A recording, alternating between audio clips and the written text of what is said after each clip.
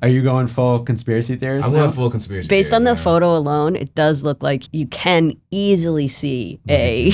What did you know, 'Cause now he looks a Rolando? little- Got away with it. Every year, the NBA determines the top of its draft order by lottery. The odds are weighted, and the rest is pure luck. There's nothing for anyone to do but accept their fate. Still, each team sends someone to go accept that fate. And since there's no job but sitting and hoping, that representative can be anybody.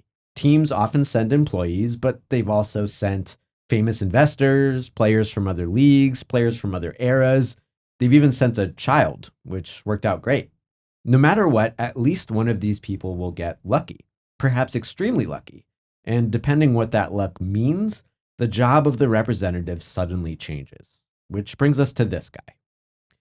This episode is presented by Honda. The all-new CR-V Trail Sport Hybrid is built to explore. So before we get to like who this is and what's happening here, I want you to imagine yourself in his position. You've been sent to Chicago to go sit at a podium at the draft lottery, and that's your job. Just sit there and wait for the odds to go as they may. What's that long weekend looking like for you? Are you going to, put a lot of like thought and focus into doing your job really well? Are you bringing a good luck charm? Are you just hanging out? Like, how seriously would you take this role? I mean, first blush, that's a relaxing weekend. Right? Yeah. It just sounds like a free trip to Chicago. Chill in the hotel room, like get the robe. Room service. Service. And what do people do in Chicago? Hot dogs. Windy. Right? Just bask in the wind. What about good luck? All you have is luck at the lottery. Would you bring anything with you? I've never really had a good luck charm, but if it was my job and it's like, well, I don't want to get fired, so I'll put something into it. Get a rabbit's foot at the airport. Right. I'm just bringing my finest suit.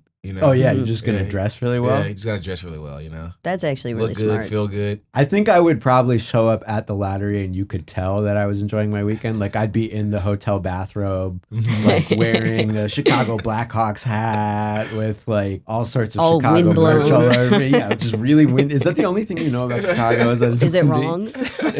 I don't actually know. So this is Rolando Blackman. He does not work for the Dallas Mavericks. He used to play for the Dallas Mavericks. He was a really good player for the Mavs. He was an all-star in the 80s. He was their draft lottery representative.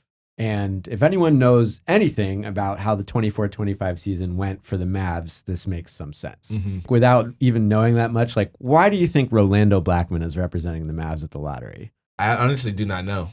I was just going to say, sometimes it's like, we have to give a former player a job. He was so good for us. Maybe we could just let him sit in the It's draft just ladder. like going through a list. He's up. Yeah. Or you go down the list and everyone on the list, the entire fan base is mad at them because you just traded away Luka Doncic. Fair. So, often the team owner might be at this, gotcha. or the GM might be at this, or some of the players on the team, or the coach. But I think the Mavs must have gone down the list and been like, either people didn't want to do it, or they were just like, people are going to be too angry to see us on TV. So the Mavs had almost no chance, like a 1% or 2% chance of winning the draft lottery. This job was literally 99% going to be just sit there, get the 12th pick. Wave at the camera. Right. And so the GM, Nico Harrison, knowing that everybody on earth who cares about the Dallas Mavericks is still angry at him for trading away Luka Doncic, was like, I'm not going to get this negative PR for no reason. Let's send a former player. Let's send someone who's not directly affiliated with that trade to represent us. They probably asked more people. They were probably like, Dirk Nowitzki, you want to go? And he was like, oh, I have a thing. Rolando was like, sure, yeah, I'll take a trip to Chicago and then go sit in a chair for a little bit. And then the Mavs won the lottery.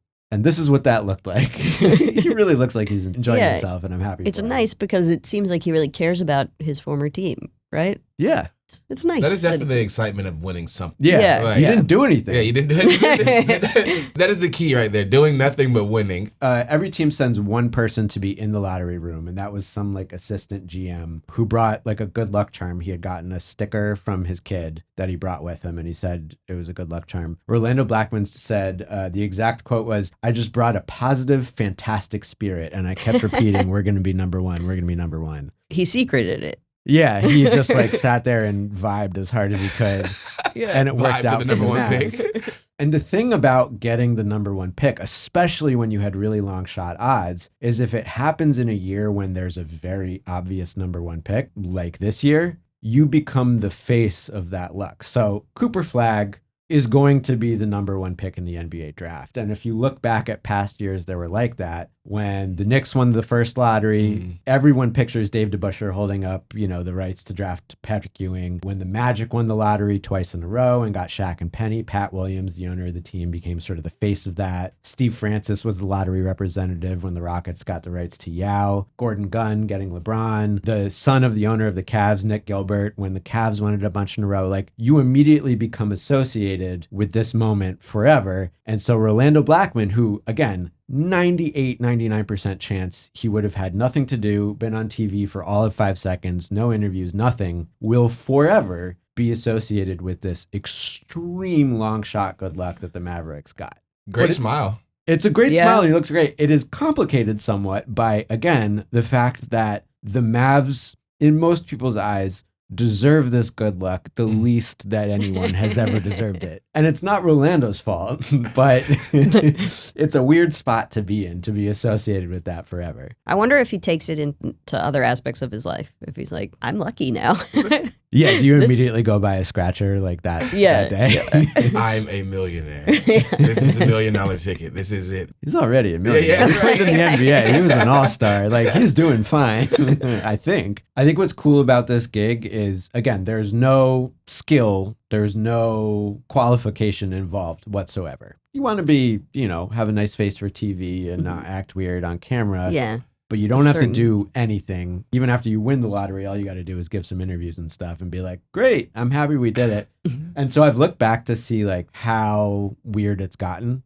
Teams usually just still send like a player or their coach or the GM, someone who cares about what happens. The Suns sent Diana Taurasi one year. That's fun. She was part of the Phoenix Mercury, so that was cool. The Knicks sent Walt Frazier one year. Cavs, there was that run where they kept sending Nick Gilbert, who is the son of the owner, Dan Gilbert. One year, the Nets sent Jay-Z, who was technically an investor in the team, but obviously not what he's well known for, just sitting there.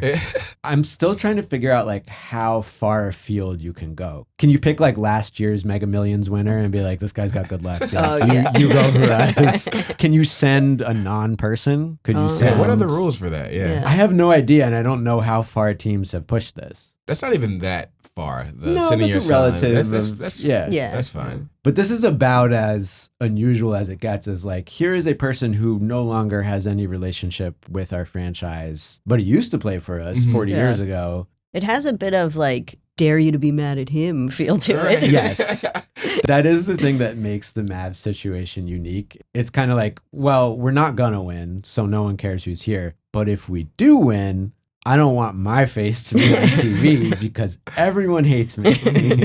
Do you know who had the best odds? The best odds of getting the top pick was Utah, and then Washington, and then Charlotte. So they're all dolled up, yeah, almost expecting to be right. on camera. Yeah, they're like, all right, what am I going to say? Yeah. What speech am I going to give? Like, they're imagining Cooper Flagg in the jersey of their team. Right. And instead, it's flipped. So I'm only on TV for 5 seconds now, and I've been preparing all weekend. Could have been relaxing in my hotel robe. I like in this image, too, so the Rockets didn't have great odds of getting the first pick, but they got bumped down significantly because the Mavs jumped up. And so you see that Rockets logo looming in the background, fading, just like just like simmering with rage. You can feel the tension behind him. Would you guys want this role? Like, do you feel like lucky enough people that you'd feel comfortable in that seat? No. I want the role because it's easy.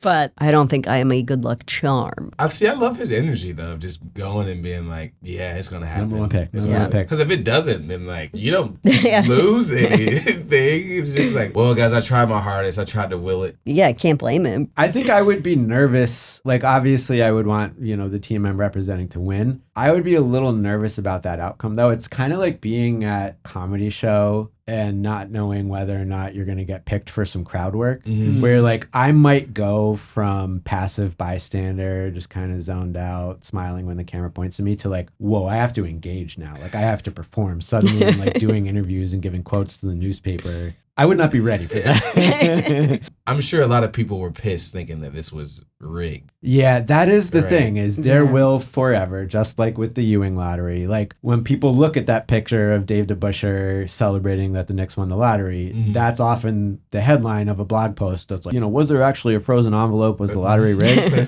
However unreasonable and illogical it is, there will forever be conspiracy theories that because the Mavericks and Traded ownership Luka. traded away Luka, the NBA did them a solid and gave them the rights to Cooper Flagg. Mm-hmm.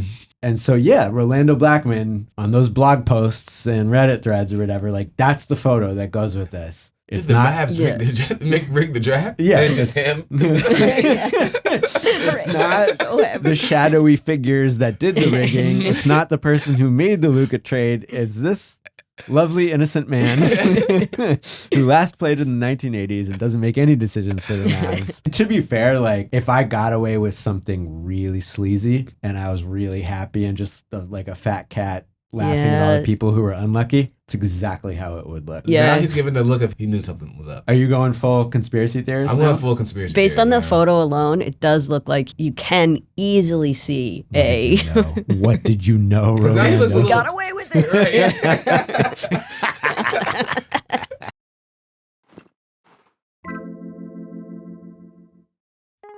Hey, thanks for watching this episode of our new show, Reframe. All these names you're seeing on screen right now are people who subscribe to Secret Base's Patreon, which means they got to see some early unpublished versions of this new show, and I mean, so much other stuff that you won't find on YouTube. Why don't you join them?